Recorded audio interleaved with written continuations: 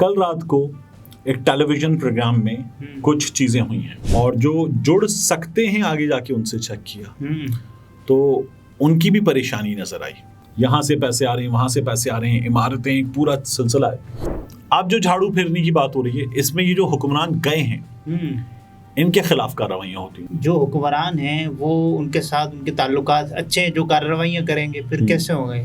اس صفائی وغیرہ کے نتیجے میں اس سب کے نتیجے میں عوام کو کیا فائدہ ہوگا؟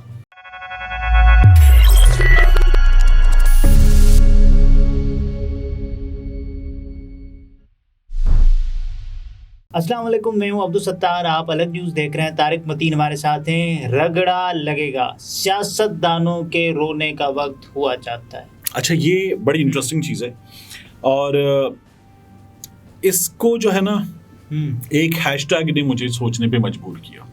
کل رات کو ایک ٹیلی ویژن پروگرام میں کچھ چیزیں ہوئی ہیں, پھر یہ مزید ہوئیں تو ایک ہیش ٹیگ آیا سسٹم. جب یہ ہیش ٹیگ اور یہ خبریں آئیں ٹیلی ویژن پہ اور ایک ہی طرف سے آئیں ایک ہی پروگرام میں, تو پھر میں نے اس کو تھوڑا سا اور کھنگالا. اب جہاں سے خبریں آ رہی تھیں وہ میرے بڑے اچھے دوست بھی ہیں, تو میں نے کہا اس کو ذرا سا اور چیک کرتے ہیں. ان سے بھی چیک کیا, پھر اس کے بعد اس خبر سے ممکنہ طور پر جڑے لوگوں سے چیک کیا اور جو جڑ سکتے ہیں آگے جا کے ان سے چیک کیا تو ان کی بھی پریشانی نظر آئی.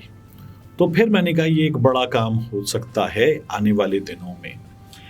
رگڑا کیا ہوتا ہے؟ مصیبت ہوتی ہے, ایسی کی تیسی ہو جاتی ہے, وہ ہونے جا رہی ہے اور اس کی ابتدا ہوگی سندھ سے. سیاست دان روئیں گے, ٹھیک ہے. سندھ میں کون ہے حکمران؟ Pakistan Peoples Party. اور اگلی حکمران بھی میں اور آپ سندھ کے ہوتے ہو بتا سکتے ہیں, پاکستان پیپلز پارٹی. کوئی شک ہی نہیں. سندھ میں بہت سے لوگ, یہ اس پروگرام میں کامران خان شو کی میں بات کر رہا ہوں, اس پروگرام میں ہمارے بڑے اچھے دوست ہیں طلحہ ہاشمی, دنیا نیوز کراچی کے بیورو چیف, جیو نیوز میں سینئر کورسپونڈنٹ رہے اور کراچی کے حالات کو, سندھ کے حالات کو بڑا اچھا جانتے ہیں اور ویل کنیکٹڈ. طلحہ نے یہ خبر دی کہ بہت سے سیاستدان جو ہے نا وہ روئیں گے.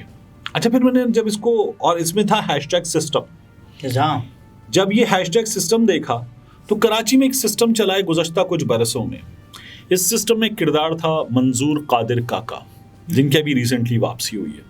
پھر ان کی ضمانت بھی مسترد ہوئی اور ان کی گرفتاری ہو گئی. منظور قادر کاکا ملک سے فرار ہو گئے تھے.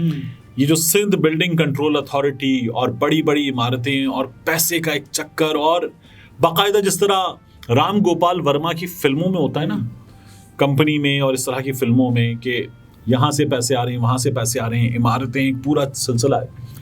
منظور قادر کاکا, کچھ اور لوگ, کچھ سرکاری افسر, اس کے بعد اویس مظفر صاحب کا نام, پھر کچھ اور نام اس میں جڑے ہوئے, آگے بھی ٹپی کے جی, وہ آصف علی زرداری صاحب کی جو ہے وہ منہ بولے بھائی. تو جب یہ تمام چیزیں سسٹم ہوتا تھا نا, تو سسٹم میں ان تمام لوگوں کا نام آتا تھا. اور پھر رینجرز نے کراچی میں ایک جھاڑو پھیرا تھا, اس میں بڑی گرفتاریاں وغیرہ ہوئی تھیں.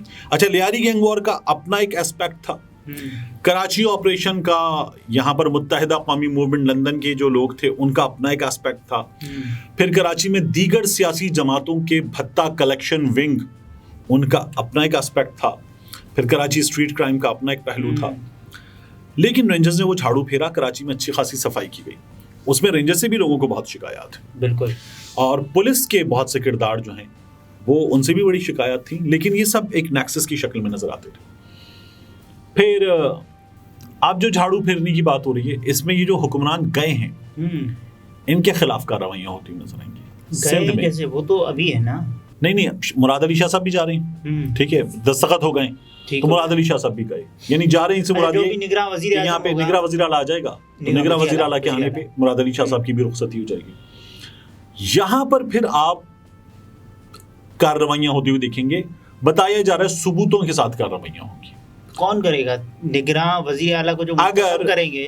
اگر اس صوبے کے جانے والے حکمرانوں کے خلاف کارروائیاں ہوں گی, صوبے کی سب سے بڑی جماعت کے خلاف کارروائیاں ہوں گی, جن کی ہم جیب میں کہتے ہیں پولیس ہے, تو پھر یہ کارروائیاں کون کرے گا؟ پھر یہ سوال بچتا ہے، سوال ہی نہیں بچتا نا، تو پھر جائز ہی نہیں ہے. یہ کارروائیاں ہوں گی، ثبوتوں کے ساتھ ہوں گی، اور یہ سلسلہ پھر یہاں سے آگے بڑھے گا، اگر پنجاب میں بھی پہنچے گا. تو پھر جو حکمران ہیں وہ ان کے ساتھ ان کے تعلقات اچھے ہیں، جو کارروائیاں کریں گے پھر کیسے ہوں گے؟ نہیں ہے، ابھی آپ کو نظر آئے گا کہ تبدیلیاں آئیں گی. ٹھیک ہے، یہ سلسلہ پنجاب میں بھی پہنچے گا. پنجاب میں جماعتوں کی بجائے افراد پر کارروائی ہو، یعنی اگر کوئی شخص گرفتار ہوگا نا تو اس کی جماعت ٹھیک ہوگی، وہ خود خراب ہوگا. پنجاب میں افراد کے خلاف کارروائیاں ہوں. عثمان بزدار ہو گئے. آپ کو کسی سیاسی جماعت کو آپ ایسا نہ کریں کہ یہ الگ ہو جائے اور صرف پی ٹی آئی والے ہوں گے. پنجاب میں افراد کے خلاف کارروائیاں ہوں گی. لیکن پی ٹی آئی تو جماعت پوری بری ہے نا. پنجاب میں افراد کے خلاف کارروائیاں ہوں گی. اسی طرح سے خیبر پختونخوا میں کارروائیاں ہوں گی. اور ان تمام کارروائیوں کے نتیجے میں، اور یہ کارروائیاں کتنے وقت کے لیے ہوں گی؟ یہ خیر معینہ مدت نہیں، یہ کارروائیاں جو ہے 3 مہینے میں مکمل نہیں ہوں گی. ٹھیک ہے، تو یہ آگے چلے گا معاملہ، اور اس معاملے میں چھانٹی ہوگی، صفائی ہوگی. اور یہ صفائی ہمارے یہاں پہلے بھی بار بار ہوئی، جیسے تطہیر کا عمل کہتے ہیں. ٹھیک ہے، الطہور الشطر الایمان.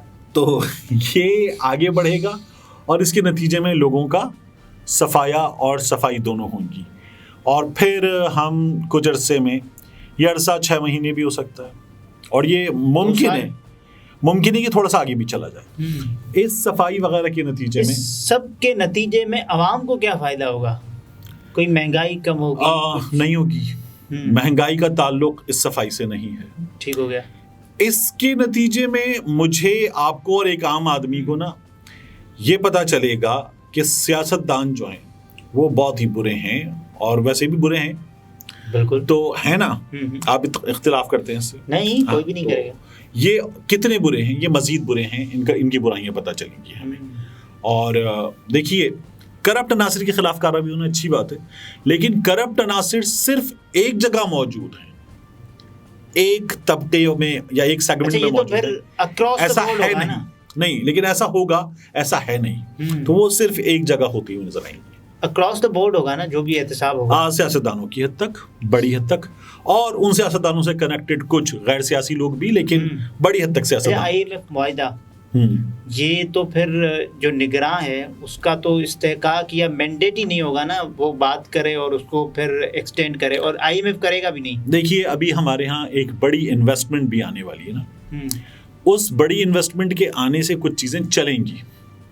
ٹھیک ہے، تو اس بڑی انویسٹمنٹ کا کریڈٹ لیا جا سکے، اس لیے ایک ایسا شخص نون لیگ چاہ رہی تھی جو ان کی مرضی کا ہو اور ان کو کریڈٹ ملے.